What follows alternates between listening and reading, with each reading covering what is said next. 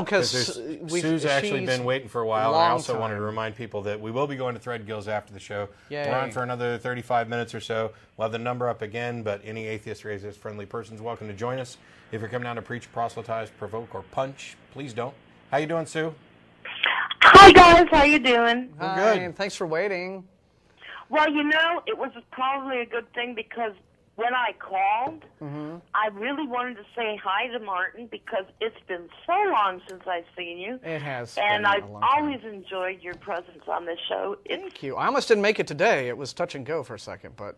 You know. Well, I'm glad you did. It's been, you know, I've been watching as long as this show's been on, I think. And it's gone through an interesting evolution. What do you think about new graphics and stuff? I know, isn't that slick? They're No, kind of partially broken, but I like them. behind you. But anyway, while you were talking, I got to thinking about some things. One of which is, you know, I can believe there are many gods if, and there's a big if with a big I and a big F, like the Lord God of Abraham, all of the other gods, Baal, all of them are really just like the God in the 300. In what? A really big guy, a great show, lots of presentation, and a booming voice. You know? Because they're professing, I am a God. And therefore, you know, okay, they like could the be a Spartans? God.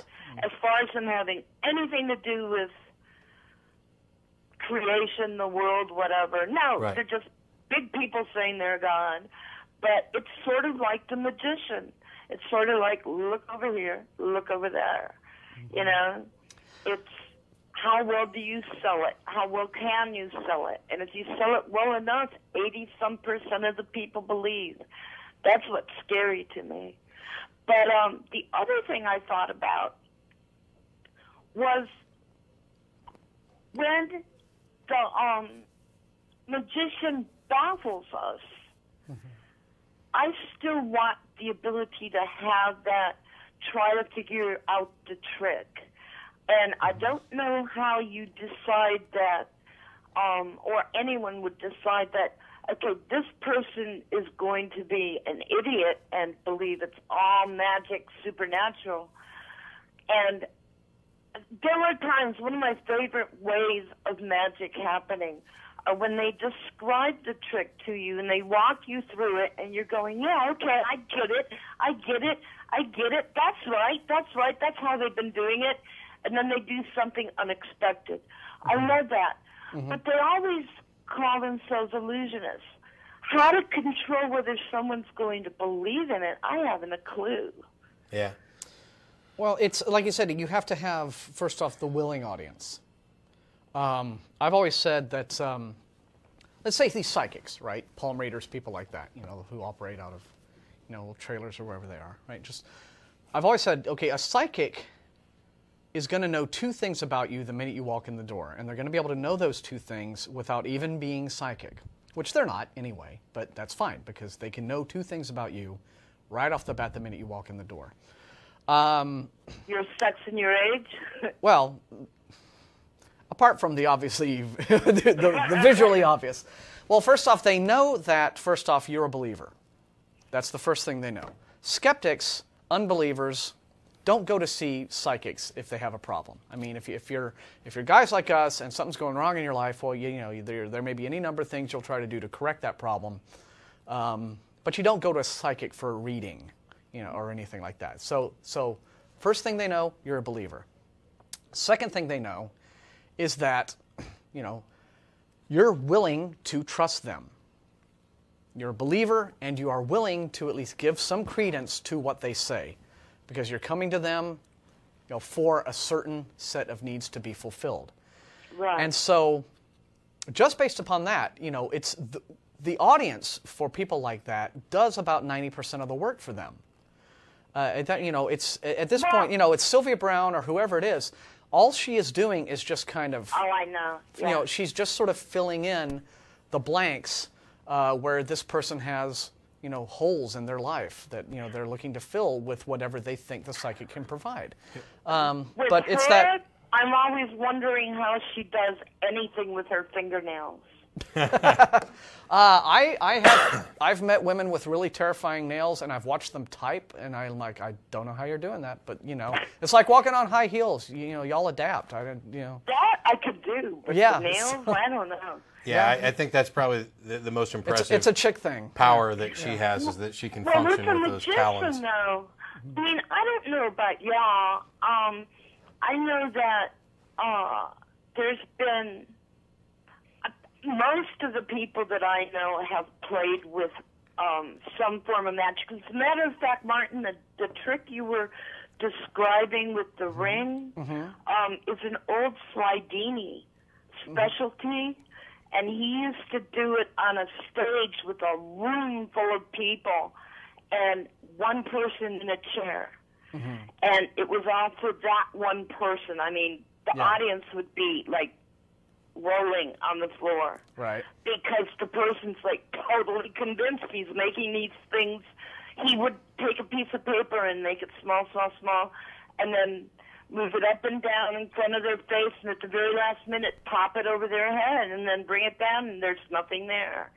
And they wouldn't figure it out. It was like, whoa. And it's an easy trick, too. It's one that... well, yeah, as long as the whole audience is in on it. Yeah. Yeah. But, I think when you walk into a magic show, though, most of us walk in knowing it's illusion. And part of us are like, part of our brain is going, okay, he's already on tides, he hasn't even gotten in the thing and he's already loose. Or the bag has been closed, okay, he's already going out the other end, and whatever. But the tricks that get us and leave us baffled, there's something that triggers an emotion, a feeling, and a hormone. I don't know. Well, I think we just, a lot. You want good entertainment. I mean, if you go to a magic show, you want a good show, and so so in a very real sense, I mean, you do know that is what you're getting, and you're impressed. This is probably another aspect of the whole psychology of it too. I think a lot of us have this kind of, whether it's a grudging admiration or a true admiration for people who can kind of hoodwink us in a certain way. We don't like to be hoodwinked when it counts. We don't like to be hoodwinked by thinking, oh, God, I voted for Bush and here we are. I mean, you don't like to be hoodwinked in that way. But I think that a lot of people have a real admiration for someone who's like, man, I had no idea. I have no idea what you just did with that card, but that was cool. There's a little bit of that emotion, that feeling, that leads people to things like religion. And that's what I'm... Yeah, well, there's probably something deeper when you bring religion into it. I mean, I think that everyone has their theories as to. I don't know. I tried like hell when I was a kid to believe, and because everyone else did. Yeah. Obviously, it was me that was screwed up. Yeah, so there's the social pressure of it. I think though that this can dovetail again with back to what was being spoken about at TAM. By the Newsweek lady, and I just said her name, and now it's going to because Burke. That's right. She kept using the phrase human exceptionalism as a reason for the rampant rejection of science by a lot of the American population. Things like religion pander to and cater to this notion that we are above all of this, that we're better than everything. I think a lot of people are really, really deeply offended by the notion that, well, we're part of nature, we're part of the animal kingdom, we're another primate, we're part of the, we're not, well, the great chain of being thing isn't really true, but, we're still, we're all kind of related in this big panoply called nature. A lot of people, religious people don't like that. They don't want to hear that. They want to believe we're exceptional. That we're little angels in training. That God created the universe for us, and He created us to. This is our little training ground to be angels in the next life and all this. And there's this desire to believe that we are really, really better than we are, but it's a screwy definition of better. It's a definition of better that presumes that, well, there's nothing really good about any of this in the first place. All the good stuff happens after you die. And this planet is just a place where we sort of wipe our feet in preparation for that. So it's not only is it a definition of exceptionalism that says nothing in reality can be exceptional anyway, because reality is all base and horrible and nasty. But that's okay, because God wants us to be above reality, and this is our testing ground to do this. So it's this weird, very complex sort of soup of ideas that, leads people to just sort of, kind of turn their back on. I do this a lot of animal rehab, and I see a lot of behavior in animals that is very similar to our behavior. But instead of going, oh, look, isn't he cute? He thinks he's a human. I try to look at the behavior and go, oh, so that's why we do this, right? I think that there's really a lot that can be learned from animals, stuff like that. Yeah. Well, I'm going to let you go. I'm sure you have other callers. Yep. But thanks, Sue. Yeah. I'm glad to see you back, and I'm always love seeing the show, and Matt, don't give up. I love you too. Thanks, Sue. Thanks, Sue, yeah. We appreciate. Yeah, we're, I think, a lot like animals in some ways. I kind of, I think a we're bit. exactly like animals. Well, I sort of. In that we are. There's a line I draw, like, the big difference between myself and my dogs is I don't eat out of the litter box. But that's. Have you tried it? Maybe they're onto something. Yeah, but I kind of like my food spicy and not, sort of not soft. Tabasco. Yeah. No? I'll think it over.